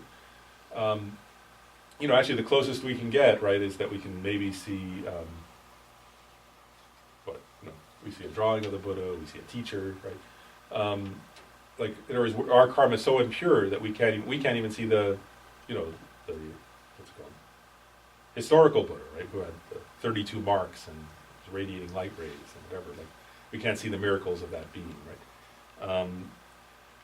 So because we have less merit, right, we can barely see that, and we can't see what's it called, the Dharmadhatu at all, right? We're like even though the emptiness of the mind is there, right? We don't perceive it. But we're aspirants, right? We want to make that greatest journey.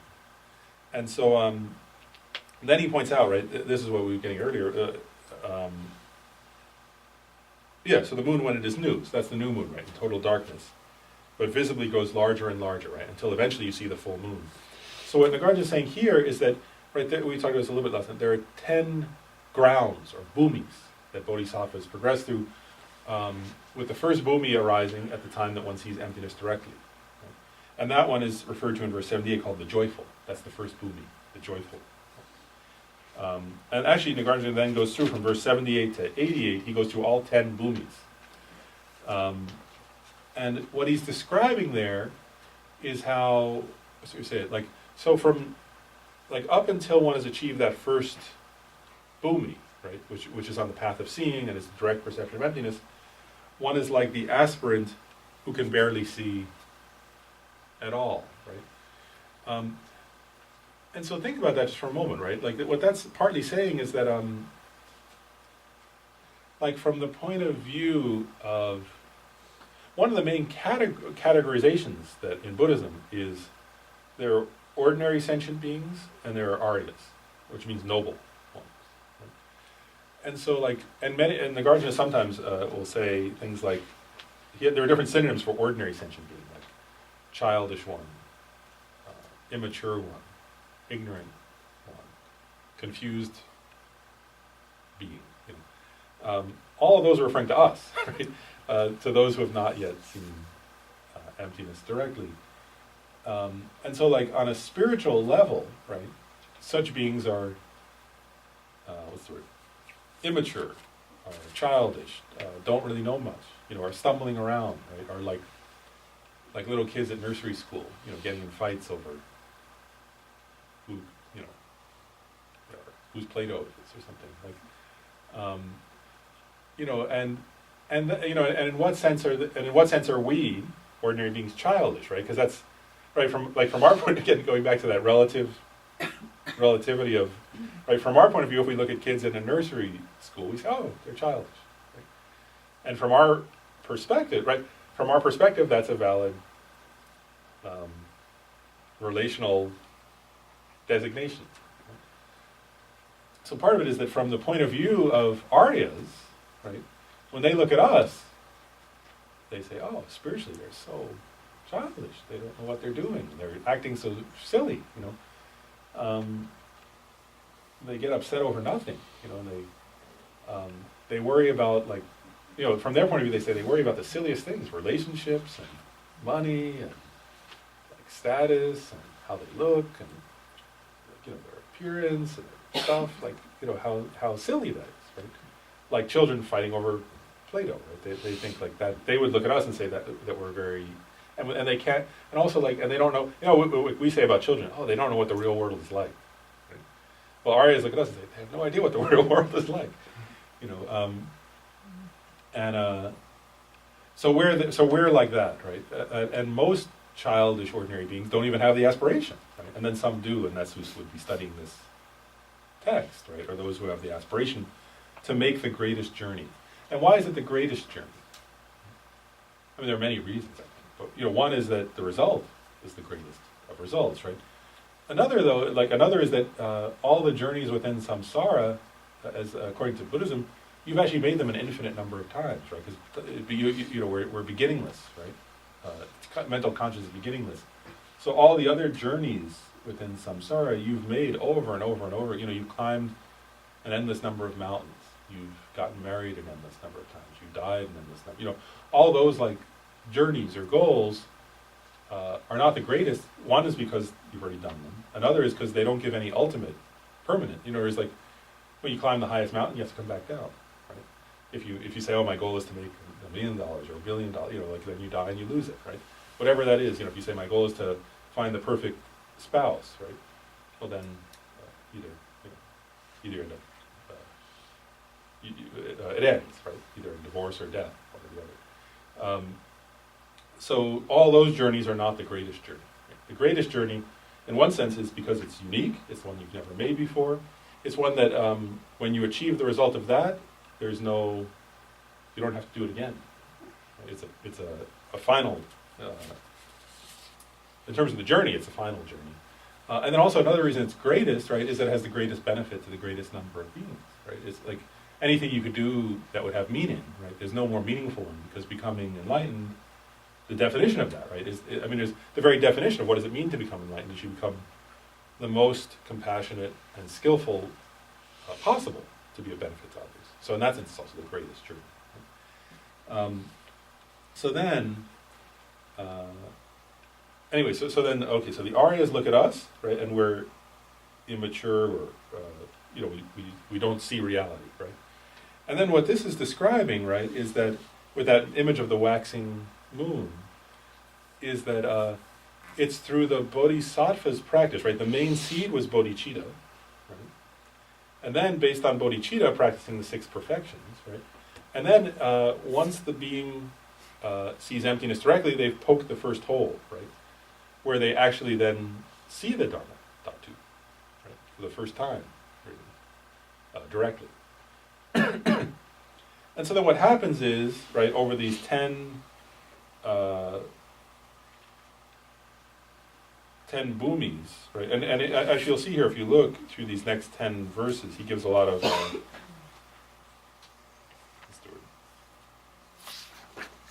metaphors and examples, but part of it, like, so I want to explain this too, because I think this, if Genshin gets to these verses, it's important, right? In the early verses, it said, all beings have the Dharmadhatu, right? Emptiness. Right? Their nature is that. It's not just they don't have it. They, in a sense, that's their nature. Right? The nature of their mind is that. But then, in the earlier verse, he said, but they don't see it because of the kleshas, the afflictive emotions. Right? And it's the afflictive emotions that obscure us from seeing that. Right? And so one thing I thought is important to understand, so you can understand these verses, is this: is that. So the idea is that if to see the Dharmadhatu more and more clearly, what one has to do is eliminate those afflictive emotions, right? And in Buddhism, there's this idea, right, of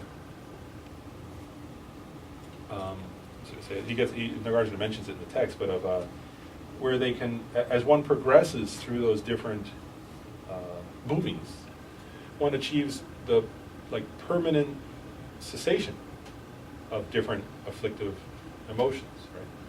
And so you can imagine, right, that as you're progressing through the, and actually there are one way that there's sometimes a description there are 3 categories of afflictive emotions that have to be eliminated. There are like the great, the middling, and the small, or you can call them like gross, middling, and subtle. But then of the great, there are great ones, there are middling great ones, and there are subtle. And then of the middling, there are great middling, and subtle. And then of the subtle, there are gross, middling, and the subtlest of the subtle. Right? And actually, one way of describing what happens in the 10 bhumis, right, is that one is over those 9, right there, because 3 times 3 is 9, right? You're getting rid of the great, the middling of the great, and so on down. And the 10th, it's the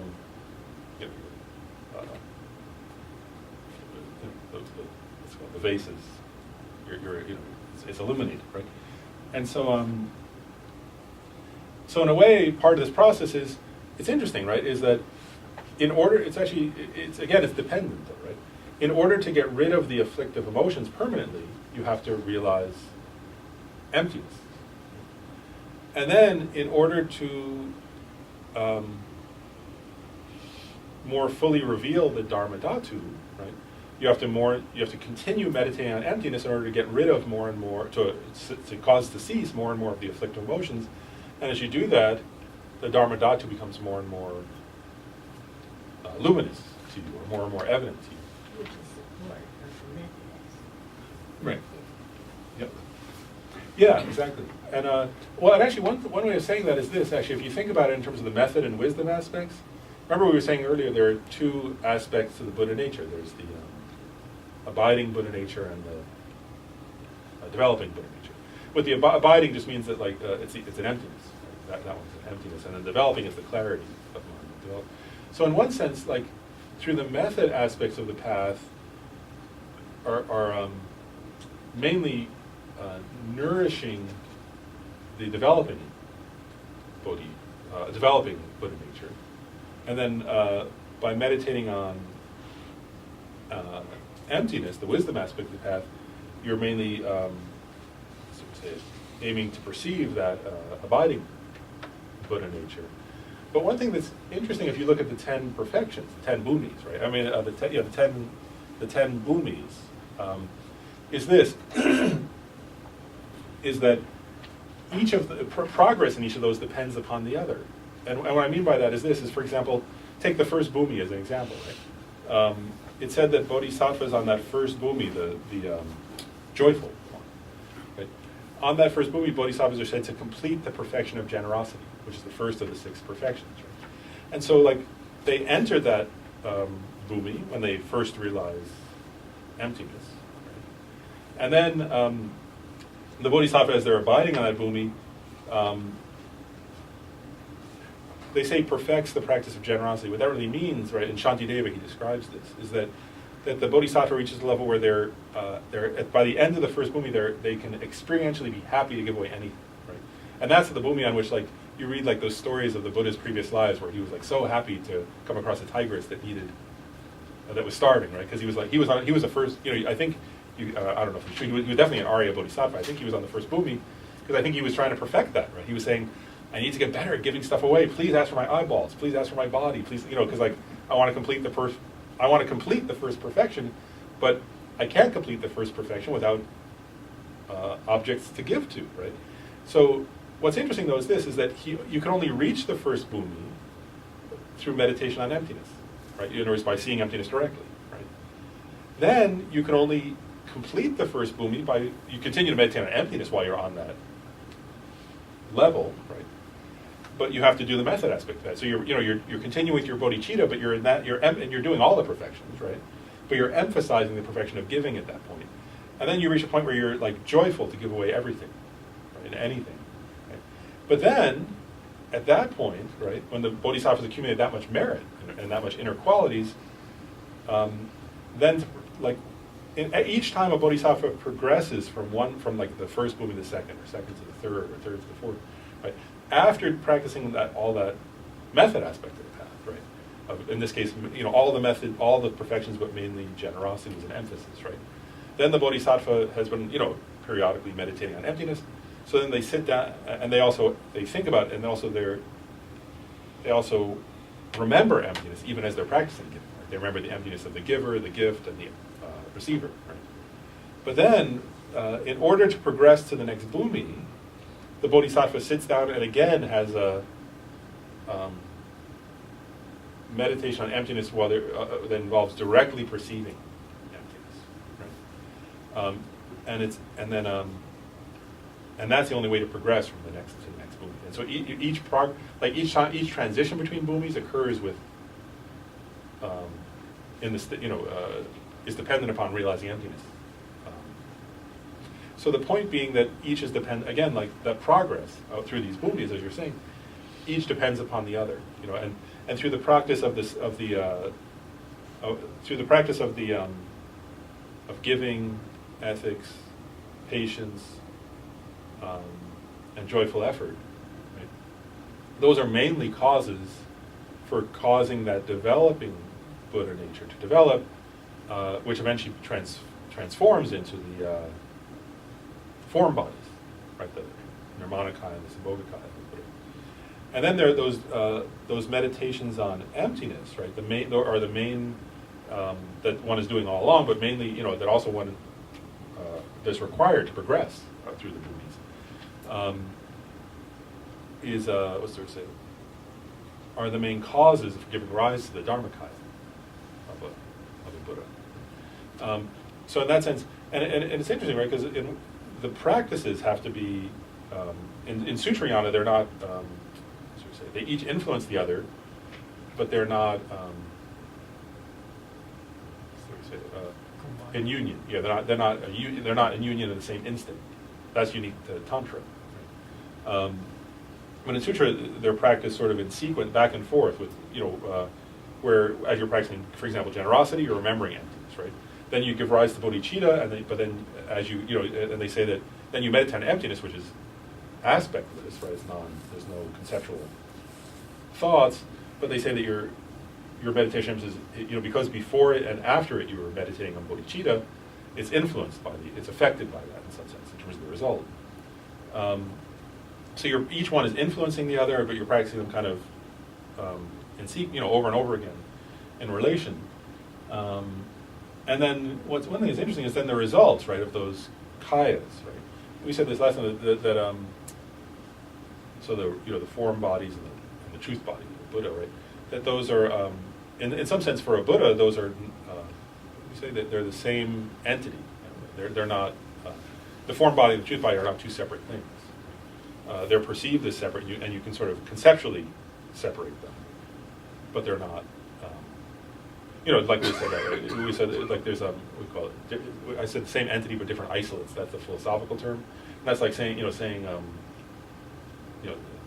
saying Gabe and saying man. Those aren't two different. He's a man, but those aren't two separate entities, right? But they're different. Conceptually, you can isolate those, right? You can say he's a person, he's a man, he's a Virginian, whatever. You can sort of label different things, and they're conceptually different, but that doesn't mean that they're a different entity. They're all one entity, that person. Is this implying that the direct perception of emptiness deepens at each subsequent stage? In other words, moving from bhumi to bhumi is additional meditations on emptiness, whatever. Mm-hmm. And is that implying that it deepens at each of those stages, or? That's an interesting question. I wondered that myself in a way, but I think, I'll tell you my understanding based on what I've heard and read, and is that in terms of the experience when one is in the while one is in the direct perception of emptiness, I don't think there's any difference. Is what the teaching? I mean, I don't know for anything. It's unitary, right? It's because it's a direct, because it's direct. It's like water poured into water. It's there's no conceptual thought, and it is a direct, naked perception, a bare perception of emptiness. That my understanding, and again we can check this with Kensei Rinpoche, but what I've heard before is that those aren't. It's not that experience isn't different for somebody who's on the third bhumi versus the sixth bhumi or something. So I think that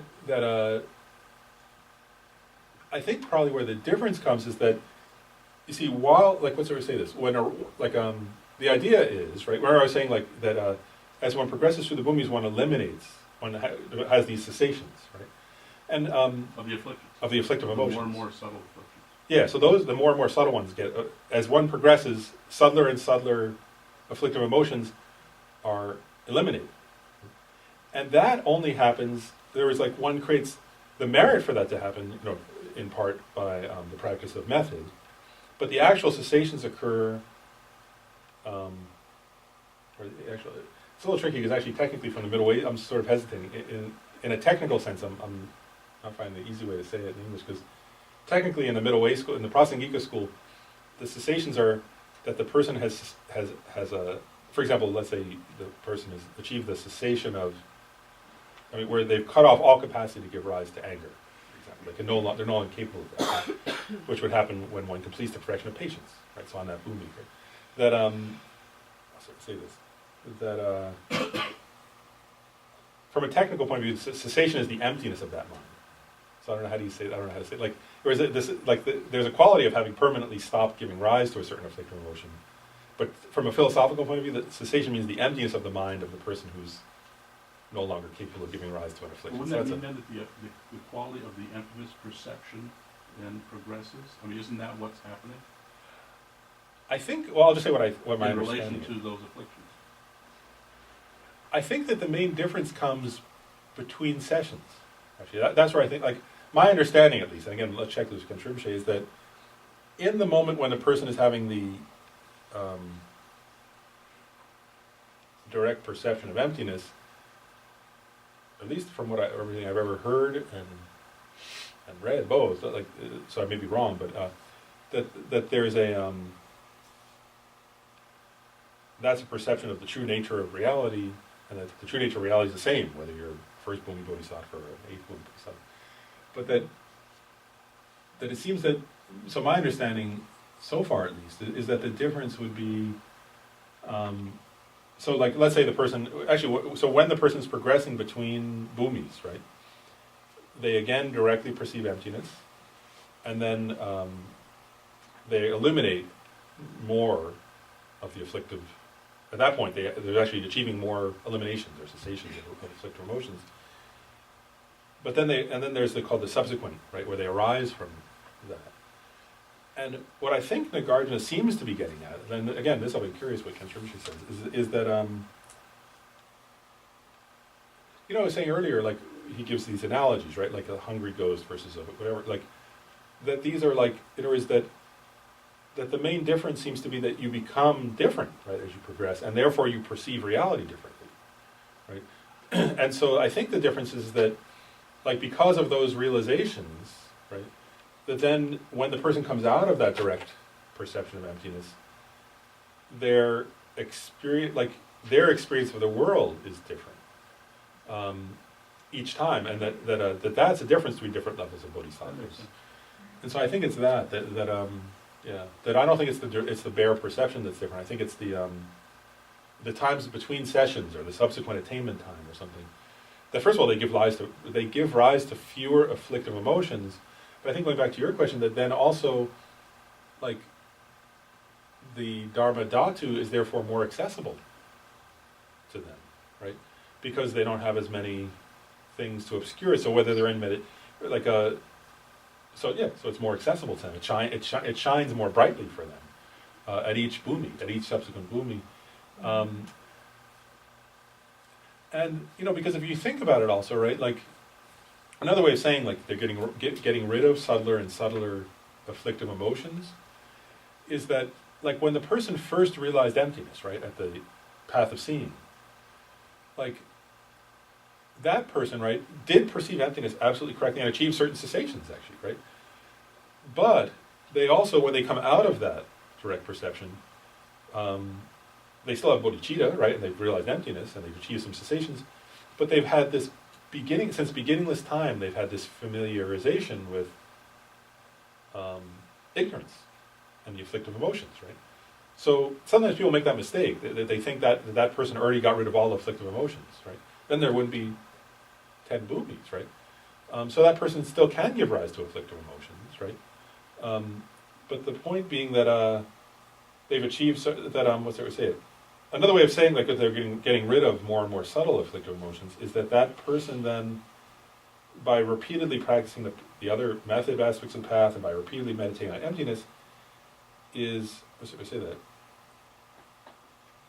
changing their nature, like, their perception of reality and their relationality with others, right? Like, because the first time you realize emptiness, I mean, then when you see others, first of all, they still appear. Then when you're out of meditation, they appear to be truly existent from their own side, right? You don't believe that, but there's also like why can't you then, be perfectly patient, right? That bodhisattva is not yet hasn't completed the perfection of patience yet, right? So, like, as they progress, I think it's their perception of reality changes, but also their ability to relate to others in a way that reflects that realization improves over the bhoomis, right? So that they're more capable. And the last thing I'll say, and I'll stop, is because one thing that, like, Lama Zopa Rinpoche emphasizes is how that's why, like, the higher up on the bhumis the person is, right, they can perceive the Dharmadhatu more, right? But also they become more able to benefit others, right? They become more skillful. And also there are these descriptions. They can emanate more bodies, and they can take teachings from more Buddhas simultaneously, and they can visit more Pure Lands, and I think all of that reflects this quality of that they can see the Dharmadhatu more, right? When it says that, a bodhisattva on this bhumi can visit this many Pure Lands, well, on that bhumi can visit that many Pure Lands, and hear teachings from that many Buddhas, and can emanate bodies to benefit this many beings versus that many. I think it's reflecting both aspects, right? That they can, but that they can perceive more of the Dharmadhatu. That'll be interesting to hear Kent Rinpoche